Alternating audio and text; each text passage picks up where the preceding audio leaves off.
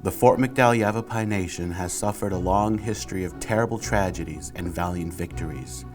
The fight against the Orem Dam would just be the start of another long battle for their right to merely exist on their ancestral homeland. And it all began with the creation of the Central Arizona Project.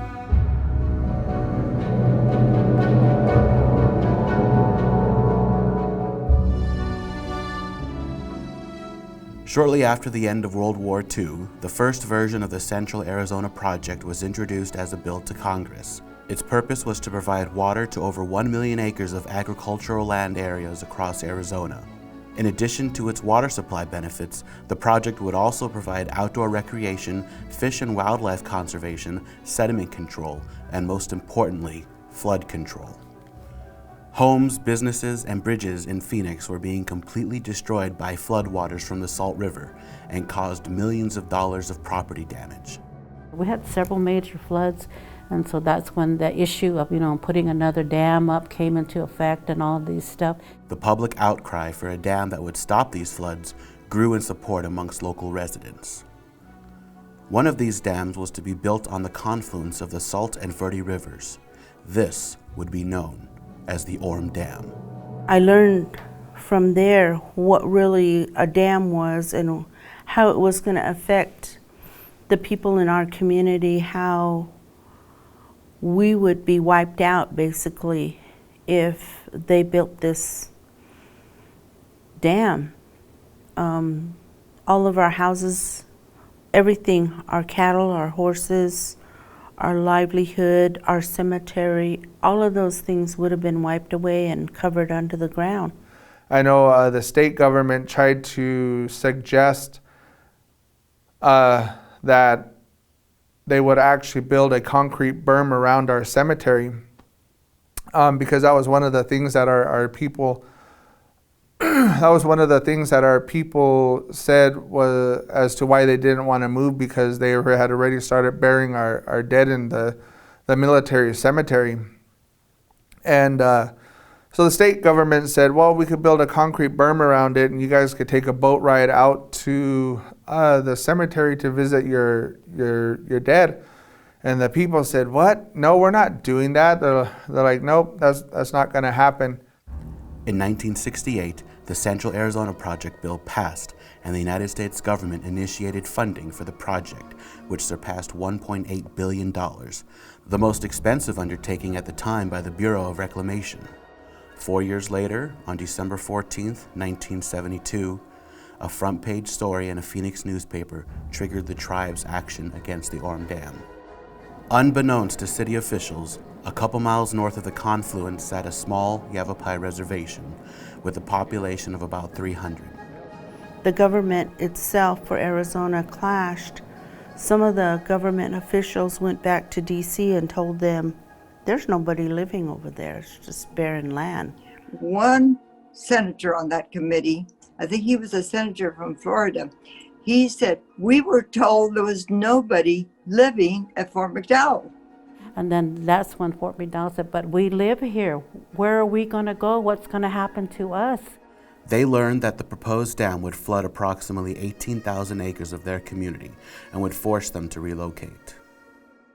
It was very passionate times, and, you would start to talk to someone, and heck, they sometimes teared up trying to figure out how they're going to save their homes. I suggested to Bob, send a telegram to the Interior Secretary, hold a press conference, notify the public.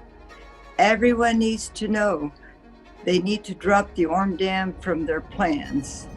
Like, they had all these news, press, and all these things come into, to talk, and especially the Orem Dam, because we knew a lot of it had to do with water rights, and they really wanted the water.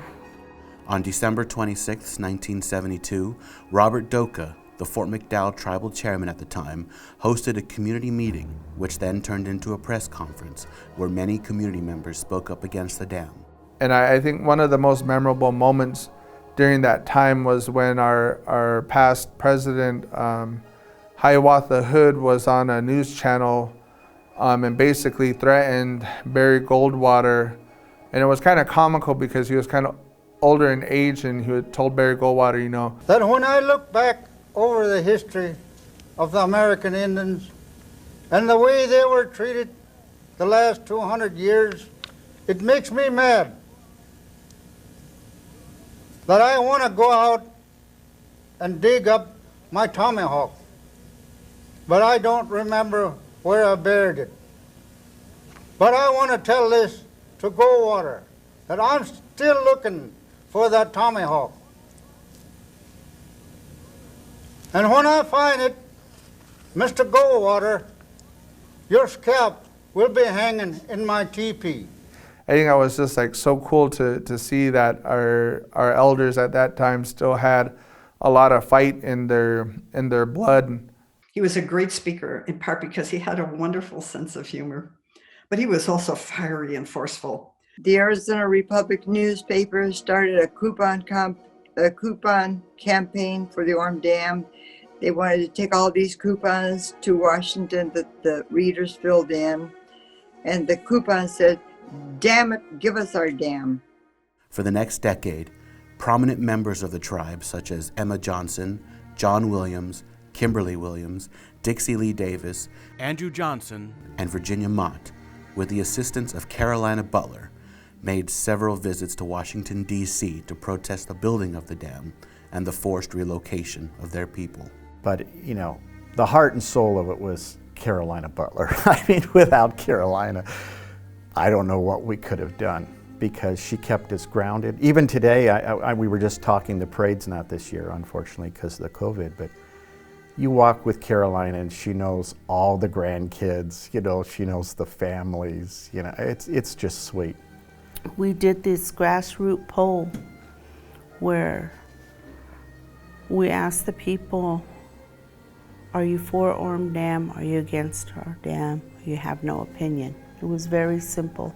They went around house to house taking these 3 sheets, which I typed up for them and made copies for them. And the first sheet said, I am opposed to the Orem Dam. And the second sheet said, I am in favor of the Orem Dam. And the third sheet said, I have no opinion on the Orem Dam.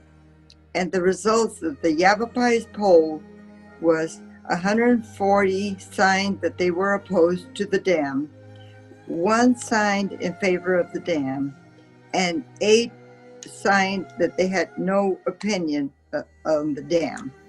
But we took that with us and we showed these government officials, these are people.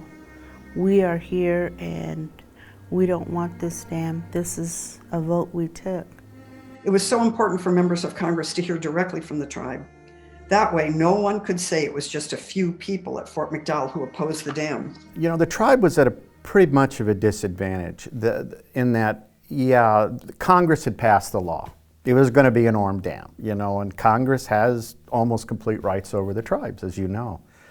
So there had to be another way to fight it.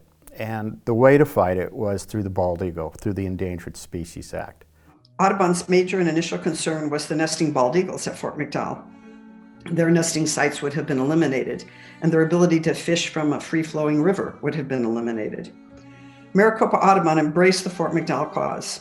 In addition, there are a large number of birds that nest at Fort McDowell because this riverine area, the Verde River, that comes through Fort McDowell is not highly disturbed. And it is one of the last free-flowing segments of river in central Arizona. On September 15th, 1981, Secretary James Watt landed in Fort McDowell via helicopter to hear the emotional testimonials of tribal members. Mr. Watt. And she said, I don't want to listen to attorneys. I don't want to listen to outsiders. I just want to listen to the Fort McDowell Yavapai people. I came to the meeting with Mr.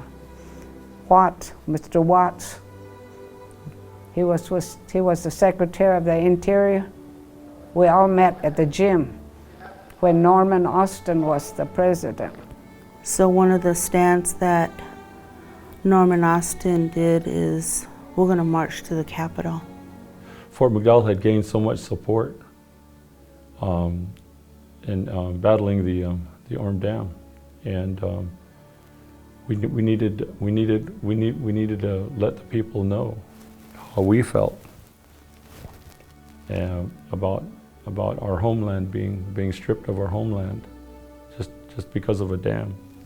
So, and then the people just got together on their own out there. Some of the elders, some of the older leaders, they got together and they said, we're going to do a walk, we're going to do this, and they, from here to there, just like indicative of the Trail of Tears, but they're fighting for a cause, their land now. A week later, on September 23rd, community members began the Trail of Tears, a 3-day march from Fort McDowell to the state capital of Arizona. We walked to Phoenix. Took us 3 days to walk to Phoenix. We just went to Salt River. They fed us there. We always tease about Salt River being our neighbor. They were the best neighbors we could have had.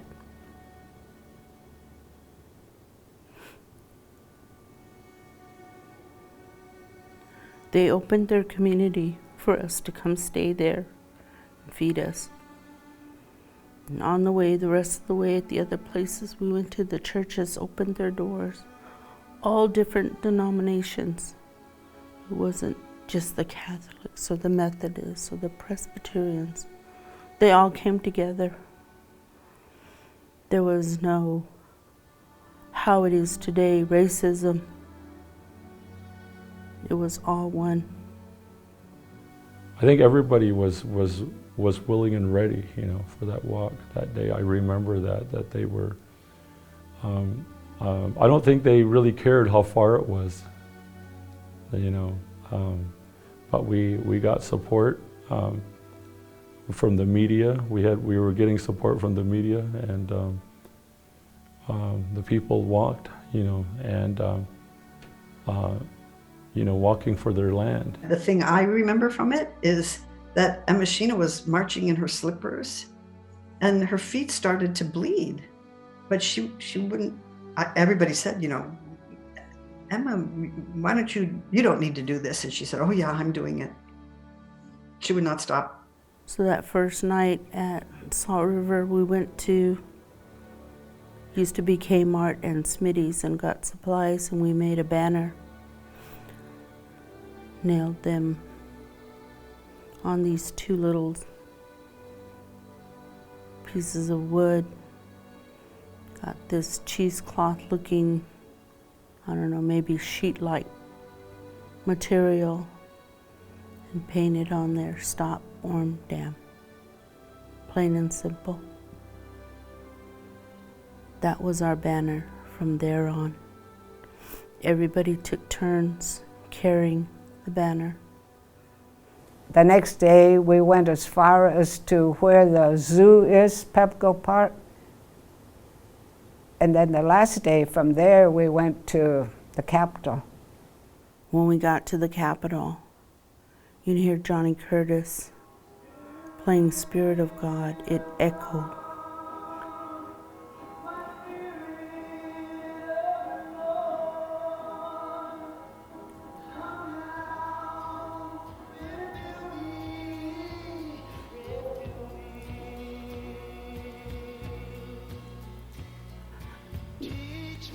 The power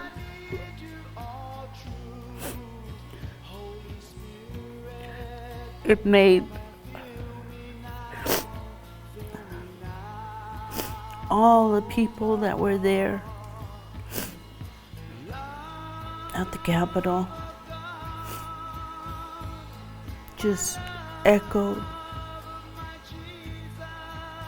And here we were, this tiny tribe with all the multitude of people following. We made signs and carried them in, but that was kind of like the beginning of the end. The Fort McDowell community had made their presence known, and their voices rung out loud and clear. They did not want to abandon their land, and they did not want the dam to be built.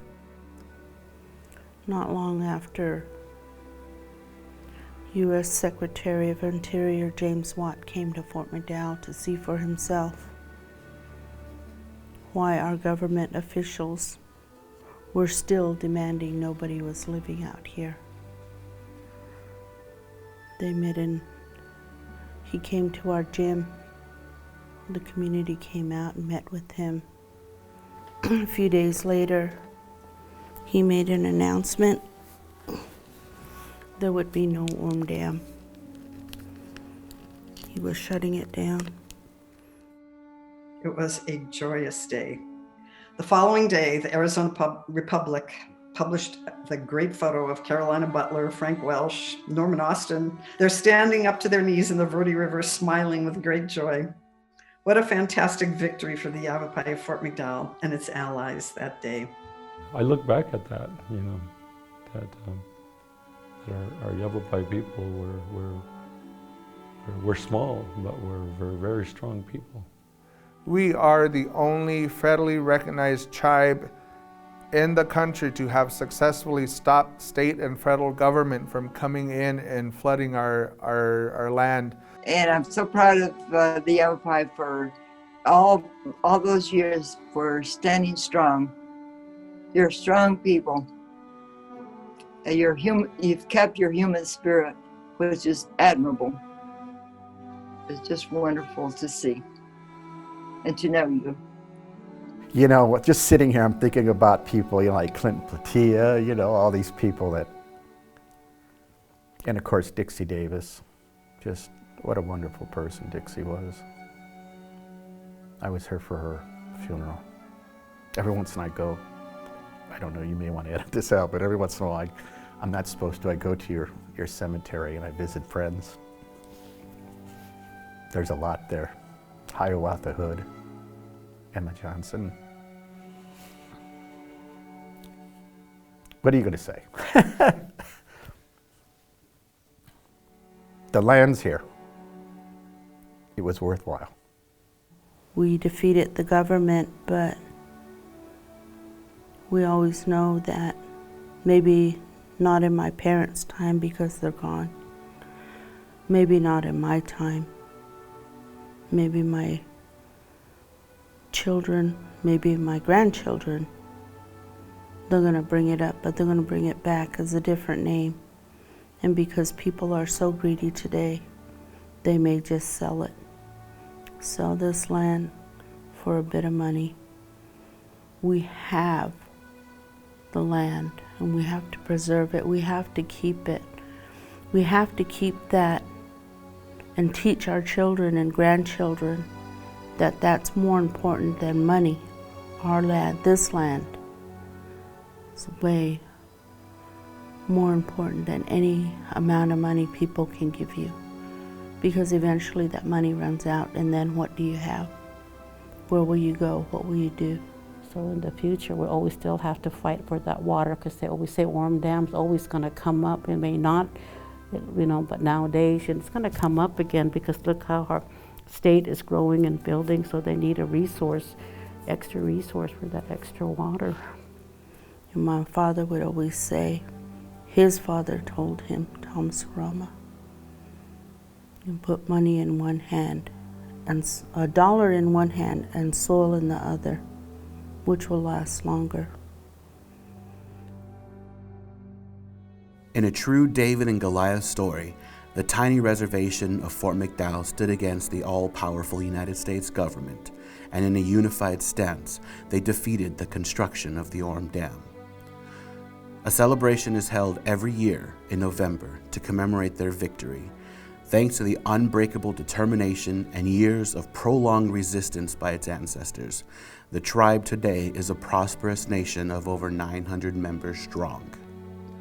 Finally, at long last, the Yavapai people could look forward to continued growth and prosperity for generations to come.